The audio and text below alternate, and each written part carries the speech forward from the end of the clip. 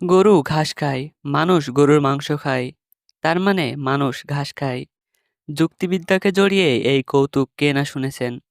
সান merino football দলের Twitter অ্যাকাউন্টের অ্যাডমিনও সম্ভবত এমন যুক্তির আলোকেই মজা করলেন লিওনেল মেসির আর্জেন্টিনাকে জড়িয়ে। 6 তারিখ নেশনস লিগের ডি স্তরে লিকটেনস্টাইনকে 1-0 গোলে হারিয়েছে ফিফা র্যাঙ্কিংয়ে তলানিতে থাকা দল সান মেরিনো। এতেই রেকর্ড বইয়ে তছনছ হবে নাই বা কেন? 2 দশকে কখনো কোনো ম্যাচ না জেতা দল হঠাৎ একটা ম্যাচ জিতলে রেকর্ড বইয়ে ধুলো তো ঝাড়তেই হয়। তাই এমন জয়ের পর একটু মজা না করলে হয়। সেদিক থেকে বলতে হয় দারুণ রসবোধেরই পরিচয় দিয়েছেন সান মেরিনো ফুটবল দলের অফিসিয়াল টুইটার অ্যাকাউন্টের অ্যাডমিন। যুক্তি সাজিয়ে দাবি করেছেন তাদের দলটা মেসির আর্জেন্টিনার চেয়ে ভালো। যুক্তিটা কি? মানুষের ঘাস খাওয়ার মতোই আর কি।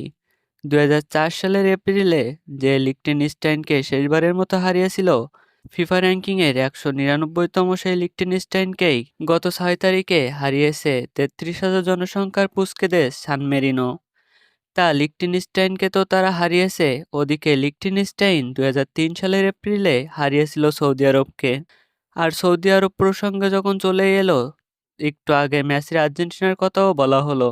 তারপর কোন ম্যাচের কথা বলা হতে পারে সেটা অনুমান করে নিতে তো সমস্যা হয় না।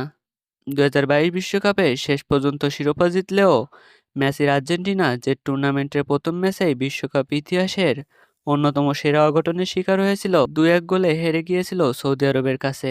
এই 3 ম্যাচের স্কোর লাইনের ছবি দিয়েই সান মেরিনো টুইটার অ্যাকাউন্ট থেকে পোস্ট করা হলো, আমাদের মতে সান মেরিনো আর্জেন্টিনার চেয়ে ভালো দল। মানুষের ঘাস খাওয়ার যুক্তির মতো যুক্তিতে তো সেটা প্রমাণ হয়েই যায়। এমন নির্দোষ কৌতুক এখন না করলে আর কখন করবে সান মেরিনো? আবার কবে ম্যাচ জেতে তা কে বা বলতে পারে?